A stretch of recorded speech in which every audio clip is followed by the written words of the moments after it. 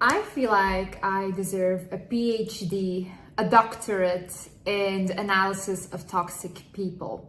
The amount of toxic people I've had to deal with in my life that emotionally and physically abuse me is actually astonishing. I just literally recently cut out everyone out of my life. This includes family members, this includes my ex-boyfriend, who I still used to see because I felt bad for him. And I just realized that these people have been emotionally abusing me. So because I had an abusive childhood, it's very hard for me to comprehend when someone is emotionally abusing me. So for me, it's almost like you have to actually physically hit me in order for me to understand that what you're doing is wrong.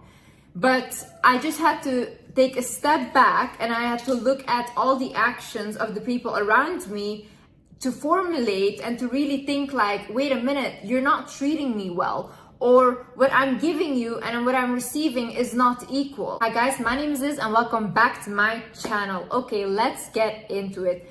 One of the first signs of a toxic person is you will never feel like you know this person. So I had this with people in my life. I would constantly be very honest about my experiences. I would share everything about myself personally, but I had noticed that these people don't really share anything about themselves and they just always hold back or they just let me talk, you know?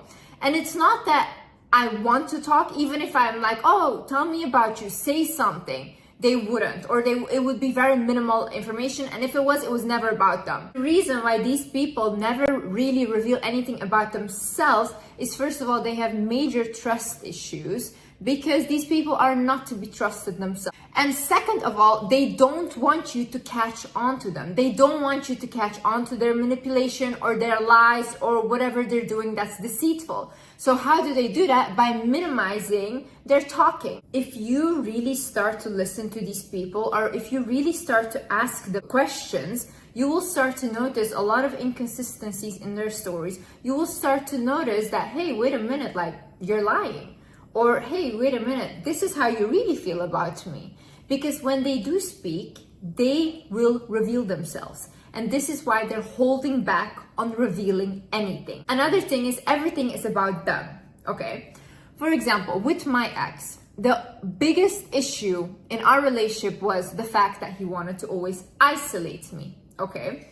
So whenever I would go out with a friend or I would make a friend and I would go out to a restaurant, I would get maybe 15 calls, 20 messages about how I could do this to him. How I could go out to a restaurant and enjoy my life because somehow that was not nice to him. Where does this come from? So he had a very low sense of self-worth, okay? And he thought, okay, she looks good. She's an attractive woman. If she goes out, she might find someone else or someone else might actually like her.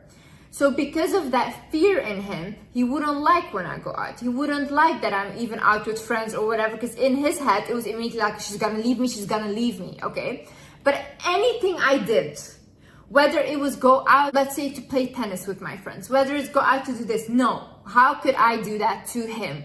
Whilst he's sitting at home with my cats and he's such a good guy, I am literally hurting him so much by leaving my house. This is very emotionally abusive because after a while, I started getting tired of arguing with him about this and I just started listening to him. So I started stop seeing friends. I literally had no friends anymore and I just hanged out with him all day, every single time.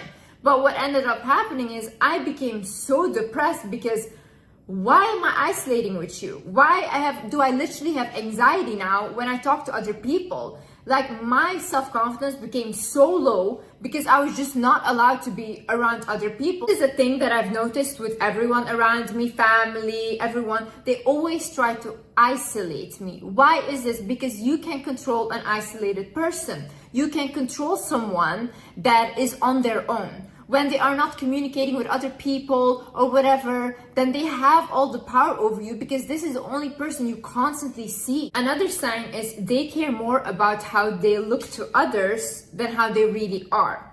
So this is the telltale sign of a toxic person, okay?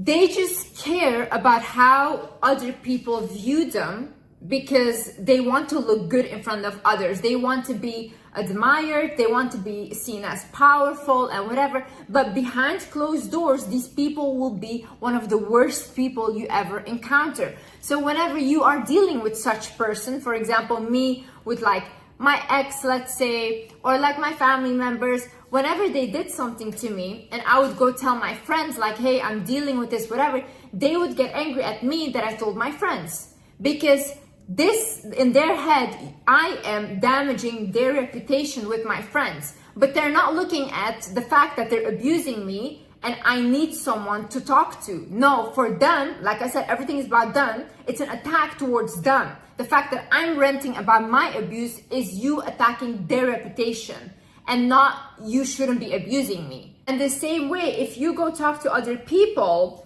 or if you go vent about your abuse, obviously other people will put sense in your brain. And this is what a toxic person doesn't want. They don't want you to talk to your friends or anyone else or tell them this, because then they cannot manipulate you. Because another person who is looking into your situation will tell you this is not normal. They will tell me, hey Liz, you're getting emotionally abused. And when you realize that, you might leave the toxic person. So they don't want that. What they want is to only have you and control you and your mind. Another sign of a toxic person is you do not like who you become around them. This can even be energetically. You feel so bad. You feel drained around this person. You will even start to become uglier. I'm telling you this. If you are dating the wrong person, this can actually affect your physical appearance. This is very logical and also very spiritual. The logical version is your cortisol goes up. When your stress level are higher, you don't sleep well, you will get acne, you will probably be more bloated, puffy, your hair will start to fall out, and that's why you look worse.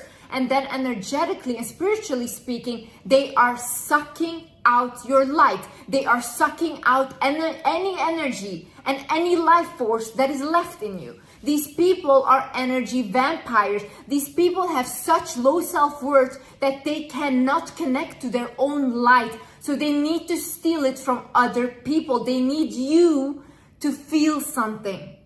They need you to feel some sense of self-worth. So this whole time you are losing your confidence. Meanwhile, this person starts to feel better about themselves. A lot of you people think that like, oh, the partner you're with suddenly becomes so successful. Suddenly all his dreams start coming true.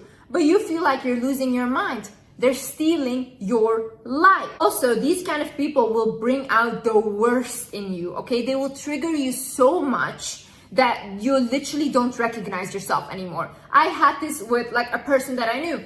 Constantly when this person was around me, they could trigger me on such level that I become a bitter, angry version